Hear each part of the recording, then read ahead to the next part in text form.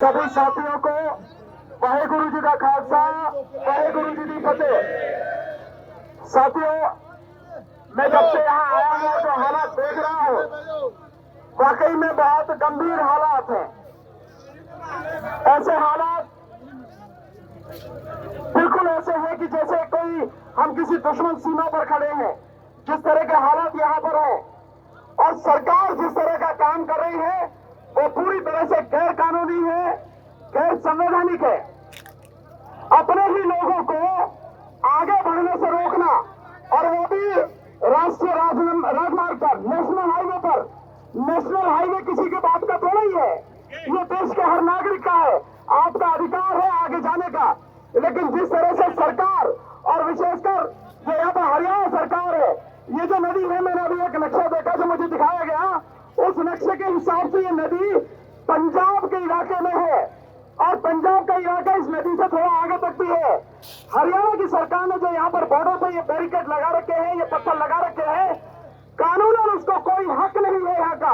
अगर करना भी है तो वो अपने अपने इलाके में करे, लेकिन कर नहीं सकती है क्योंकि देश के संविधान ने हर किसी को अधिकार दिया है कि इस देश में कहीं भी स्वतंत्र पूर्वक आ जा सके।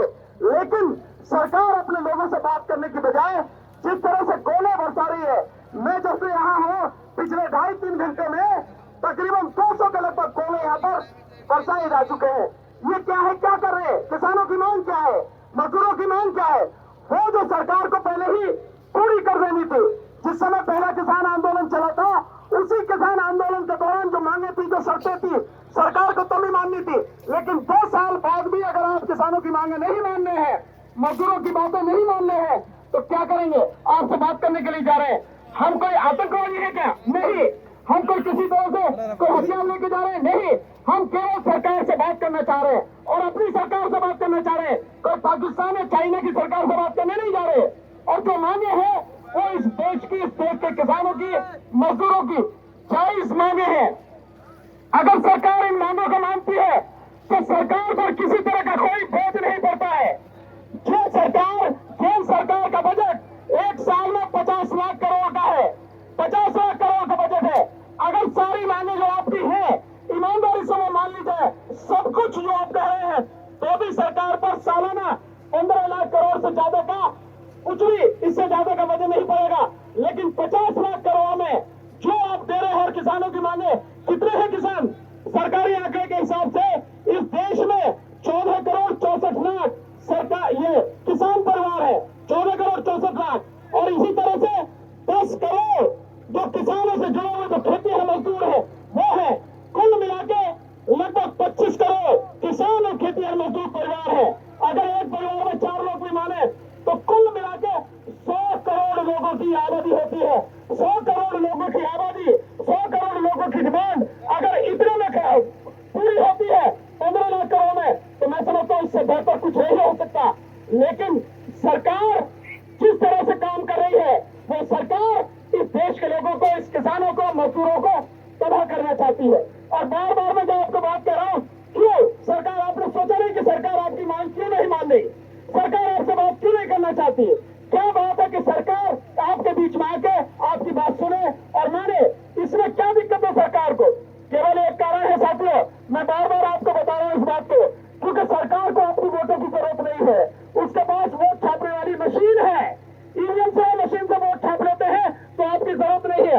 नहीं तो कोई भी सरकार, कोई भी नेता अगर 200-400 लोग भी खड़े हो जाए तो घुटनों पर आ जाती है, उनकी मांगे मानती है। और लाखों लोग यहाँ से लेकर वहां तक 4 किलोमीटर मैं पूरा पैदल चल के आ रहा हूँ। 10,000 यहाँ पर ट्रैक्टर ट्रॉली है, लाखों की संख्या में यहाँ लोग हैं और सब कुछ सरकार से ईमानदारी से बात करना चाहते हैं, अपनी मांगों को रखना चाहते हैं, बावजूद उसका सरकार नहीं मान रही। तो ये पूरी तरह से गैर संवैधानिक और गैर कानूनी है। आपकी मांग में कहीं भी किसी तरह की कोई आपकी मांग इलीगल है, न ही गैर संवैधानिक है। सारी मांगे आपकी बिल्कुल जायज मांगे हैं और सरकार को ये पूरी करनी चाहिए। लेकिन साथियों, हमें इस सरकार से बहुत लंबा लड़ना पड़ेगा। बहुत लंबी लड़ाई है, बहुत बड़ी लड़ाई है। मैं तो आपसे एक ही निवेदन करूंगा, मैं आंखों से देखा है मैंने सब कुछ यहाँ के, इस लड़ाई को बहुत धैर्य से और बहुत सफल रणनीति के साथ में लड़ना। जल्दबाजी नहीं करना। जोश जरूरी है, लेकिन होश उससे ज्यादा जरूरी है। हमारे हर भाई की जान कीमती है, हर साथी की जो जिंदगी है वो कीमती है। इन सारी चीजों को ध्यान में रखते हुए हमें लड़ाई लड़नी है और लड़ाई जीतनी है। साथियों, आप यहां लड़ रहे हैं, हम लोग उधर लड़ रहे हैं ईवीएम की लड़ाई को लेकर लगातार। 25 तारीख को प्रधानमंत्री का घेराव करेंगे हम सारे के सारे लोग मिलकर। पूरे देश में हम लोग लड़ाई लड़ रहे हैं साथियों। तो मेरा आपसे यही कहना है, आप जानते हैं 13 महीने मैं पहले भी आपके साथ में था, पूरी ईमानदारी के साथ, आज भी आपके बीच में हो और जीवन के अंतिम सांस तक हम और हमारे साथी आपके साथ रहेंगे।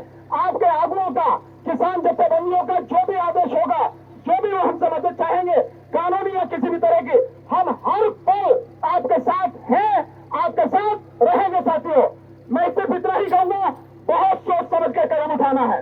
जिस तरह की सरकार काम कर रही है, ये गुंडों की बातें हैं, ये सरकार नहीं करती ऐसे काम, ये गुंडे हैं। जिस तरह की ये सारी चीजें हो रही है, लोगों को गोलियों से मारना, सीधे उन पर गोली चला देना, इस तरह से जो ड्रोन के माध्यम से बॉम्ब गिराए जा रहे हैं, ये सरकारों के काम नहीं है और राज्य सरकारों के तो बिल्कुल नहीं है। और नेशनल हाईवे किसी के बात का नहीं है, तो खट्टरगंज मोदी के बात का है। तो जिस तरह से नेशनल हाईवे को बंद किया गया है, सरकार को इसे तुरंत खोलना चाहिए। अगर नहीं खोलती है तो मैं समझता हूँ कोर्ट को इस पर संज्ञान लेना चाहिए।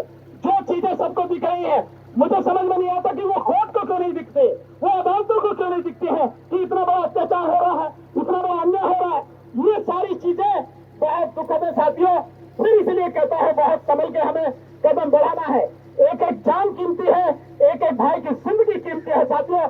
लड़ना है और जीतना है, लेकिन सुरक्षित भी रहना है साथियों। इन सारी चीजों को ध्यान में रखना।